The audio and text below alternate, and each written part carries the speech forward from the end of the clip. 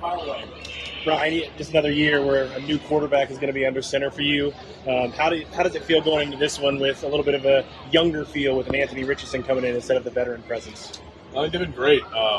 Obviously, Gardner came in day one. I mean, his energy, the way he prepares, he's going to go out there and give it everything he's got every single day and leave nothing on the table. And I think that mentality for that room really took the tempo. And then obviously having Anthony, I think from where he was at in OTAs to where he was today, calling plays in the huddle, the enthusiasm, the command of that huddle, I thought was incredible. So to see him take those strides has been really awesome, and looking forward to it. Coach Sperano said yesterday that you, Quentin, and Braden have really taken ownership of the room and moving forward, making sure everything goes smoothly. What kind of things have you guys done to right the ship, I guess?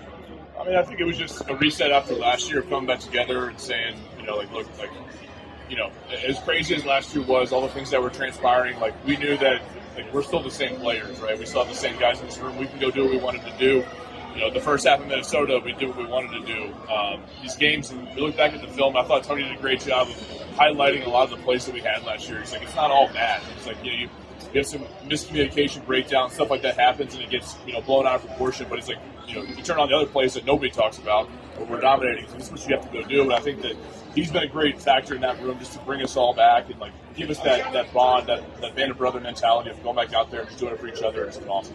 I realize everybody takes foot on business. Does it impede the progress of the offense in JT's not out there? We definitely feel it. I mean, he's obviously our guy, great running back, and he's been that way for the last couple of years. So it is weird. I think it's kind of the same thing as you missing any man, right? It's always they always say it's a plug-and-play business, but, when you're missing a star player like that, it is tough. But I hope the guys that have been out there so far have done a great job. I think Zach Moss is doing an incredible job with some young guys in there. They're really getting their chance to shine. So obviously hope he gets back out there soon. What are your perspective? How does a stud running back help an offense? I know you're talking about all you can kind of replace him, but anyone can say he's on top of it. Yeah, I mean, it's not just running the ball; it's communication. It's getting in there, protection meetings, and learning it. It's so much of what running backs do is protection. They don't see that; it's not the sexiest stat in the world. But certainly having those both abilities to do that is such a big crucial role, and that's why he's great.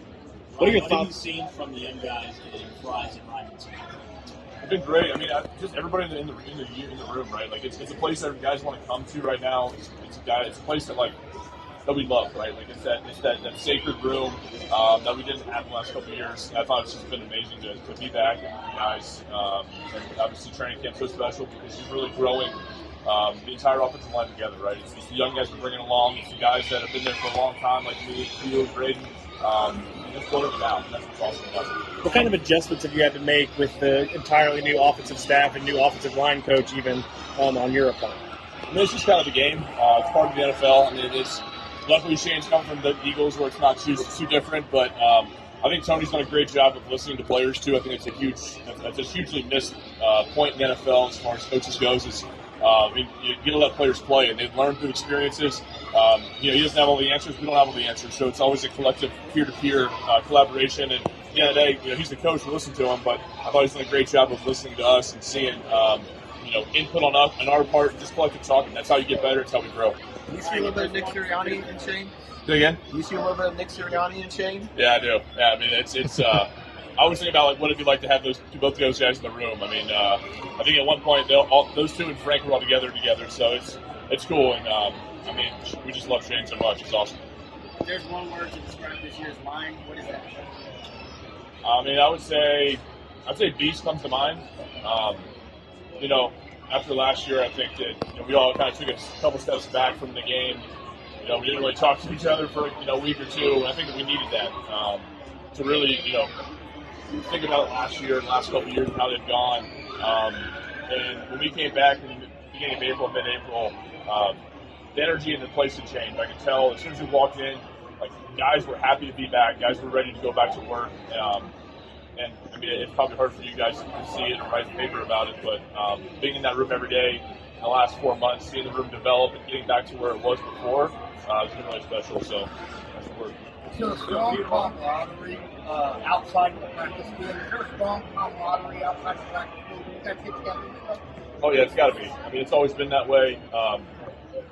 Obviously, COVID was a little weird for a couple of years, but guys hanging out, guys going to dinner, guys bullshitting together, those are that's just the best part of being an offensive lineman in the NFL. Man. It's like, we've got guys from all walks of life, coast to coast, north to south, and to come together, knowing that like not everybody's going to be here in a month from now, but like this time is so special. We have two great coaches in there who are pushing us, who are instilling all that faith in us, and really gaining all that confidence back for every player. I think it's amazing. This offseason kind of was the first one where your name came up in a little bit in trade rumors. How do you been kind of attacking that and that different aspect of the offseason? I don't care. I don't look at it. Ryan, sorry if this has been asked. How have you seen Shane put his fingerprints on this team?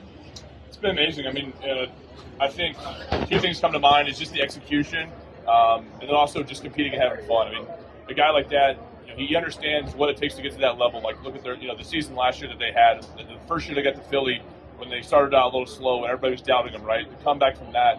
But also, it's a game of, like, having fun. You can go to work every day and be miserable.